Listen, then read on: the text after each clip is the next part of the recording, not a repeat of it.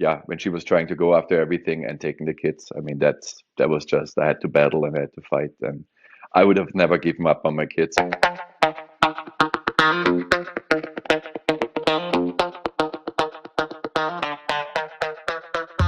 Welcome back to another episode of Daddy Issues. We got our guest on, Max, and he is going to introduce himself and tell us a little bit about his story. Hi, Dan. Hi, listeners. Thanks for having me on your show today. Super excited to share a little bit about me and maybe, help some other dads down the path which are going through, I have been going through. So I appreciate you having me on. Thanks for that. Um, I'm Max. Yeah, I live in Nashville, Tennessee. As you can tell, I'm originally not from the US. I'm from Austria. I came to the US in 2010. I was a ski racer originally. Fell in love with the US and with a woman, which is not the mother of my child, but so I just want to keep that separated. And lived originally in Oregon and came in 2011 to Nashville. This is where I'm currently am to start working for the company I'm with still today. And yeah, I got divorced in 2015 and went then on to this whole Tinder violence for 2 years. And I think everybody can relate to that too.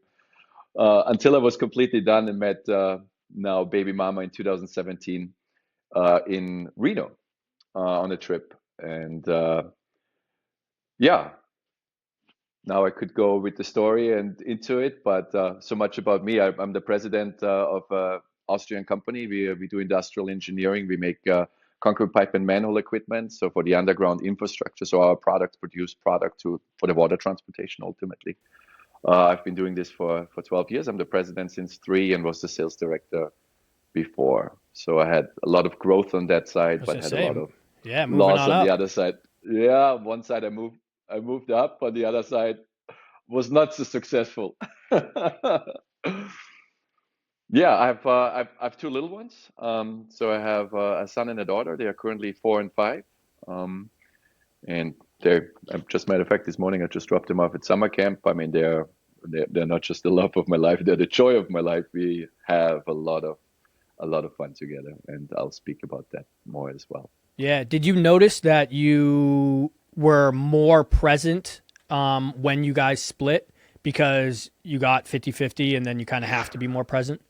Oh, that's already a very good question you have there. So I think, when guy and girl they get together, our plan is we want to build an empire, right? Like that should be. We want to raise children, we want to build a family, we want to build an empire. And I think there is roles people take in a way. So especially it's not social Europe where when you have a child, they pay your wage for a year and you can stay home and you don't have to worry about health insurance. I mean, you truly have to think like a business, right? Like how are we going to do that? So somebody has to bite the bullet and go to work or bite the bullet and stay at home. So it's either or, right?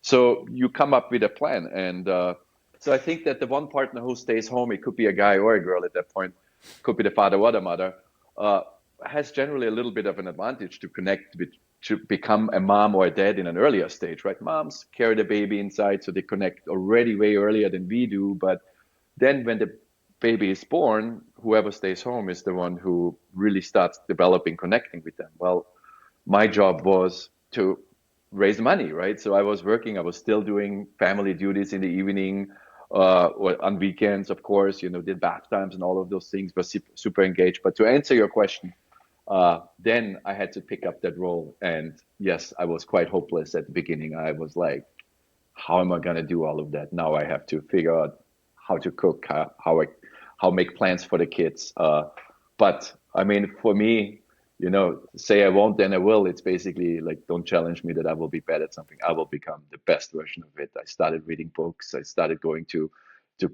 to teachers. I talked to a lot of single moms who do things like that as well to just become good at it. And to answer your question, yes, I am 100% more present in my kids' life today, and this was probably on that side the best thing what could have happened because I would have missed out on a lot by just trying to provide. Right. And you don't really realize that until you're put in that situation. But same with me with food and like the simplest things, even doing my daughter's hair. We joke about it now. My kids are like, you used to make us mac and cheese and hot dogs every night. And I'm just like, because I didn't really know, my ex used to cook and do the cooking and all of that stuff. So yeah, it's funny, just the simplest things you don't really know what to do. Thank you guys for listening to this episode. Remember to check out our Patreon page, patreon.com, under Daddy Issues, The Truth. If you guys are going through something similar, man, hop on over there, hit us up, and hopefully we can help you guys out and grow that community. So check it out, Daddy Issues, The Truth, over on patreon.com. Right, and you don't really realize that until you're put in that situation. But same with me with food and like the simplest things, even doing my daughter's hair. We joke about it now. My kids are like, "You used to make us mac and cheese and hot dogs every night," and I'm just like, because I didn't really know. My ex used to cook and do the cooking and all of that stuff. So, yeah, it's funny. Just the simplest things you don't really know what to do. Absolutely. I mean, there's only so much time in the day, and you split the roles in a way. Whatever is, fits somebody better, right? If I'm better in switching a light bulb, then I will be the one doing that. But, you have to pick those things up. I mean, the kids are the most important. What I did maybe help somebody. I bought a Thermomix. That's a European invention. Don't want to make an advertisement, but it was just fantastic because it has an app and you can you have recipes on there. It creates your shopping list and you can cook whatever you want. And I started making food I had no idea how to make before. So this was one of the things that truly, and my kids eat everything. So I have to say, they are pretty easy. So they are not shy on that part. So, if you want to get into it, I mean, what happened with your breakup? Because you weren't married, correct? To your That's second, that's yeah. that's that's right. I mean, I don't necessarily. The second partner I was not married to. I was. I mean, for me, there was no benefit in getting married. It was more like a security for her, and she has hinted all the time that she wanted to get married. So for me, it was like, okay, like I give her this security. I'm okay with that. I trust her, right? Like I would be okay with that, with knowing we are not going anywhere. I mean, I knew she lived in Miami and she was a bartender. I mean, she's a nurse. She was a party girl, of course. She had a lot of fun, probably equal amount as I. So that was okay. So I thought we had like a common understanding that, this is our past. And she really wanted to get out from that life too. So I had in no way a concern that, things would go the wrong way. And I mean, we ended ultimately the relationship. I mean, you cannot say there is one thing. Yes, there was an affair, what has contributed to it, and there would have been ways to end the relationship, but what truly destroyed, I think, our whole possibility of ever looking each other in the eyes again is the aftermath when she was trying to go after everything and taking the kids. I mean, that was just, I had to battle and I had to fight, and I would have never given up on my kids. I mean, this was just not even, I didn't even see that come, that part. This was for me, I would have never envisioned that something like that could happen to me, that somebody, everything you have built for your whole life is now gone because somebody stayed home for 2 years and now feels entitled to half of what you own. I mean, thank God I wasn't married.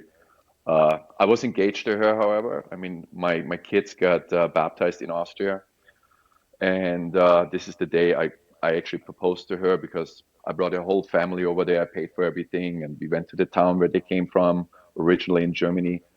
And yeah, at that point, she had already been like talking to another man, and Ugh. yeah, then so this was in July of 2021, I think, and then September is when I actually found out that, hey, I'm not the only one. But so this was just the initiator of a lot of problems I think we may have had. But if you would have asked me, I think 80% of the relationship was great. Right. In her side, there was no communication. I even hinted to things because I realized things are bad. I hinted to things in hoping that she would say something, and she had plenty of opportunity to say something. It just never came out. And I mean, I've done dumb things in my life as well. Like I said earlier when we talked, good people sometimes make bad decisions, and I wanted to see it that way, to say, okay, she made a mistake. It was a cry for help. And then when we were going through this 6 months recovery phase where I did 30 hours of individual therapy and 20 couples therapy, and she had not really put any work in, quite the opposite. Then I just had to say we have to take a break. So my break was never intended to break. My break was just like, hey, let's move out, pack your things. We need separate houses. Let's gain distance. But during that time of recovery, there was a lot of demands made in order to, because I wanted to understand what led her to doing those things. And a couple things was less hot, heavy conversations and so on. I think like, sex, guys want sex all the time. Like, I don't want you to be pushy on sex or whatever. Like there was a couple requests she made, and one of them was also she needed more ownership and security. So it's like, hey, this is what led you to do that, and I write the house in your name. I mean, we could have talked about those things, right? So I truly try to do anything to protect my family and keep my family in shape, and not just for the love of my kids, but also, I mean, I love the girl at that time. I mean, she's the mother of my children.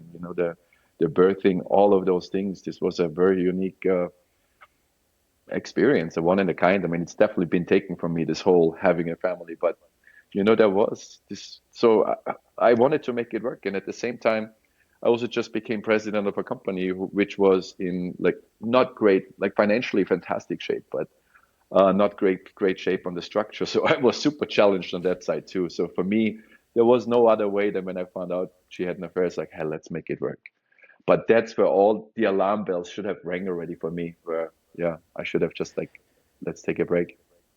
Yeah, I mean it's so hard. I mean communication really is the best thing couples can do because if you don't talk, then stuff's going to build up. But I mean, you were already married once, you got divorced. You see, I mean, there really is no benefit for you getting married, but I understand you have two kids. You want to, she wants a security. You want to have, that family life. You wear a ring. This is my wife. We want all that, but it's like at the end of the day, there's no benefit because if you guys get a divorce, then half of your stuff is split right down the middle, and it's like it's so tough to do that. But again, she also wants that security, but it's hard. It's weird that she's asking for the security after she already messed up and you guys aren't even married. Oh, it got even better because I would have still purchased the house for her. I mean, I would have still done all kind of things for her, even after everything she put me through, just for the fact because she is the mom of my kids. I don't want her to live in a bad place. I would have purchased it, but I mean, it would have not been in her name, right? It would have been the kids' name. Like she can live there till the kids are 18. She like there was a couple stipulations, and at the end she's like, "Why don't you just give me the money?" And I'm like, "After you just screwed me over, so is that what I That's should do?" wild. Like I can put it in the stock, I could put it on my bank account. I get 4% interest, and I get nothing when I. So, anyways, I mean, I think the bottom line is this: if we would have found a way to be cordial, like you can break up with somebody, it's no big deal. Like that happens, we fall out of love. I would have never let her down, never in a million years. But now we are in a complete no contact. Oh No, like wow. we only talk about the kids. This I requested that. I don't want to talk to her. I don't want to. We go to doctor's appointment together. We had to spend the night in the hospital the other day because of my daughter. And I tell you, like this, I can tell you my blood pressure or my heart rate is funny where that goes. But it's best for us. It's best for the kids. I mean, my case reminds me a lot to the Amber Heart case. I mean, I've been definitely wronged, and and I try to explain it to my kids too. I mean, the other day she had a flat tire, and we just did the drop off.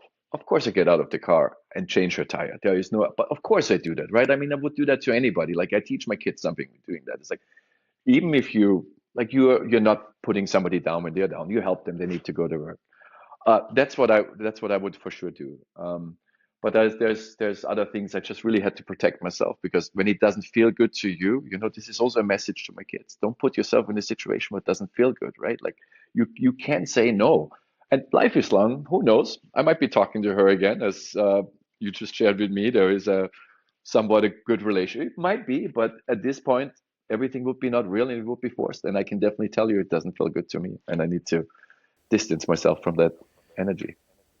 Yeah, and I think that's what helped me out is distancing. We were for 6 years, weren't really on speaking terms, and now we're good. But same thing with men as well. I did the same thing. When me and my ex broke up, I still, when I found 2 years later, found a new relationship, and I went into it saying I will always have my ex's back. We have two kids together, blah blah Same. blah, and then I think there was a lot of jealousy because I got a new woman, and that's when all this stuff started happening, like the hate. But it's just like I was so prepared to be like, to take care of her forever. Right. Even Right. though we were split up, and women don't see it that way. I so many guys come on here say the same thing, and women are just the complete opposite.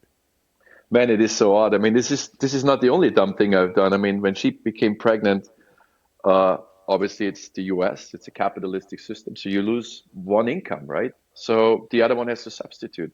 She had student loan debt, she had credit card debt, she had a car loan debt. I took out a person at this point. I just made barely over six figures, so I took out a personal loan to reduce her interest, but at the same time I put it all in my name. We were not married, right? So I took care because I want her to be really like a stay-home mom, like don't have any financial stress. I mean, did money grow on trees? No. Did I have something to say when like stupid Enerzone zone packages showed up in my house? Yes, I was not happy about that, especially as I saw like the bank account going to the same amount every month, right? So I'm like, oh. So yes, of course we had those conversations, but overall, I really wanted to provide that, right? Helped her with surgery, paid for extra education. This was 2 years of her life, right? Where I took care of her. And I mean, I tell myself because she's a registered nurse, I was like, after she wanted half of my house and all the equity, I said, it's like, first of all, I think she doesn't even understand that. But uh, if she's a registered nurse and you make $70,000 a year, how much can you save? Or how long does it take you to put I don't know, $40,000 on this side? It will probably take 10, 15 years, right? And on top of all of her bills being taken care of, I paid off all of those things for her, and she still wanted more and still wanted more. I mean, I think guys still have this provider instinct. I mean, this exists, right? This is what we are, and I don't want to even make it about guys or girls because I truly believe that women are also in this situation. If they're high income earners or have more, they will be the ones paying more in divorces. I think these cases exist as well. Do you find American women different than European women? I mean, because you were really only here. I mean, you've only been here for what, like 12 years or something, 13 years? Yeah, Yeah. yeah. So Yeah, do you there see a are difference? different. I also think that when European or in general, when people come over here, they also become very much like what the system teaches you, you know. So money is I think a core evil for that. I mean, I love capitalism, don't get me wrong. Like I'm a big supporter of that system in that way, but I also think it messes with people. I mean, I go on Instagram and TikTok. I don't have any of that, but I think it just shoots the wrong messages to and I think the divide between women and men become greater and greater and greater. But overall, I mean, Americans and Europeans are very different. I mean, we grew up differently, and I think, one thing I didn't realize and didn't look closely into is it's like when you really start having children, all the difference in what you have been told your whole life comes out. They are embedded in you, they are embedded in your brain, and you think they are normal, and you barely talk with anybody about those things because they come out when you're married. You call her your wife. This changes something in you. You haven't even thought about that before. You become a provider. You sleep less. Like this you cannot even explain, so you don't talk about it. But realizing these differences in early on, or that some people are not raised like you are, they don't have the same values as you are, and don't believe in the same things. I mean, yeah, this is definitely. I would, in generally, to answer your question, I think there is a difference, but it's also going in the same direction too. And Now, with having kids, now you guys are split up. You have 50-50 custody. How are you taking, because your family isn't over here, and so how are you working yeah, and finding time for the kids? I mean, I can only imagine, and you're president now, so it's like I can only imagine how tough that is. yeah, Dan is also a good question, and I am definitely in a more fortunate situation than most of other guys out there. I know other situations too where it's tough, where you I'm lucky because I've built a lot of this company for a lot of the success and came into this position, and I'm a little more flexible on my time. I don't have a helper in my house other than maybe somebody coming cleaning or so, but I do a lot of those things myself, and I drop my kids off at school. I take a lot of pride in that, and when I have my kids, I work less. This is less. This is just but there's also early meetings when they're still in bed. I get up and have phone meetings. There's afternoon meetings where I have to sometimes, put them in front of the TV. I hate doing those things. And I made also rules for myself to like really absolutely minimize those kind of things. But I mean, the bottom line is this: I can create my own work schedule. When I don't have the kids, I travel. I used to travel a lot more, but I travel with them. And when I have the kids, I just reduce my workload.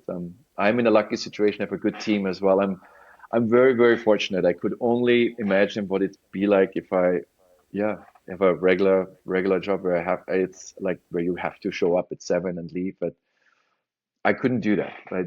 I'm definitely in a fortunate situation. I'm lucky. I have also a very understanding owner of this company. Um, they also make money with what I do, so they are they are not unhappy. Anyways, things are going. That definitely has kept me afloat. Our schedule is generally 50-50, meaning which I had to fight for, obviously, but it's 50-50. So we would have week on, week off. But what we really do is because I believe I don't want the kids to be with a babysitter at night. She's a night nurse. So I take the kids whenever she works, and then I give her time in return on my time. So Oh, okay. Yeah. it's officially 50. That's the only communication. We share schedule. We create it in advance. I travel on my week only, especially if it doesn't matter if it's a fun trip or a work trip. I do it only on my time. Uh, there's 2 years out, twice a year, an occasion where I have to. There's a show. It's on my time. It's on my work on my kids' week. Then she would take the kids. But generally, week on, I always take the kids when she has them, and I work around her schedule. This is important to me. I don't want the kids to be with a night babysitter, go to bed with a stranger. I mean, be put to bed with a stranger, right? Yeah, we had that in did that go through the court or did you guys have the week on, week off and then you came to the conclusion with her to do that? So the court order is week on, week off. That's what we should do, but we also have first right of refusal. That's what I wanted to be. Yes, I Okay. want. Yep. So this really gives. If I really would follow everything, I would have the kids 80% because I have them all of my week, and then I have them on her days on top of it, right? And I do also believe, that they need their mom as well. Whether her and I don't get along or hate each other, there is no bad mouthing. There shouldn't be. They love their mom, and they need her as well. So it's not in my control, but I mean, if I talk to a lawyer, they probably say, do your week and take her week as well. I don't think the judge has intended this that way, that it would be that way. So I do feel naturally that I'm making up for the time and having equal time is the right thing to do. Yeah, no, it's so important and I hear so many dads saying the same exact thing, they don't want to take the mom away from the kids. They need both parents and I mean it is the best thing for the kids for sure. It is important, absolutely, absolutely. And I mean, the time I have with them, of course, I teach them all of my values. I do believe that I'm more emotionally available and have many more of those skills, which they will learn from me. So the time we have, I spend on giving them my part, right? I take them back to my country, to Austria, where I'm from, twice a year at least. Actually, matter of fact, we leave in July for 2 weeks, so we travel a lot together. I really try to be present, and whatever mom does, I don't even call it co-parenting. We do parallel parenting. So Right, we right. we do our own thing. However, we coordinate when we see. I notice things with Jackson, as I mentioned earlier. He seems to be a people pleaser. When you read it up, it could be that he is shy of conflict. Why? Because he saw dad and mom fight back then, which we did, unfortunately. Or with my daughter, I see other development changes. She likes to act out. Like these are things we would bring to our attention strictly, or health, of course, if we have any health concerns.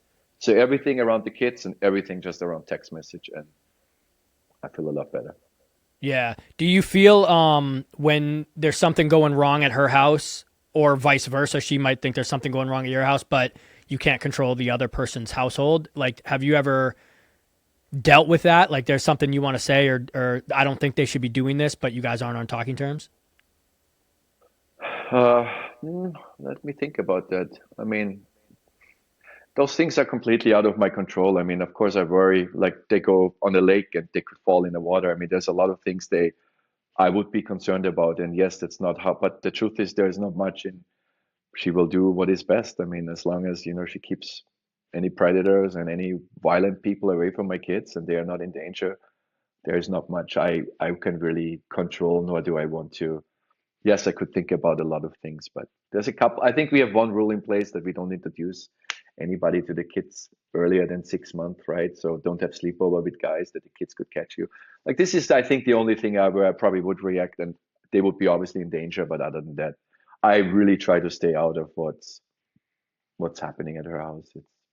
If you could give some advice to some other dads who are going through something somewhat similar to this, what would it be?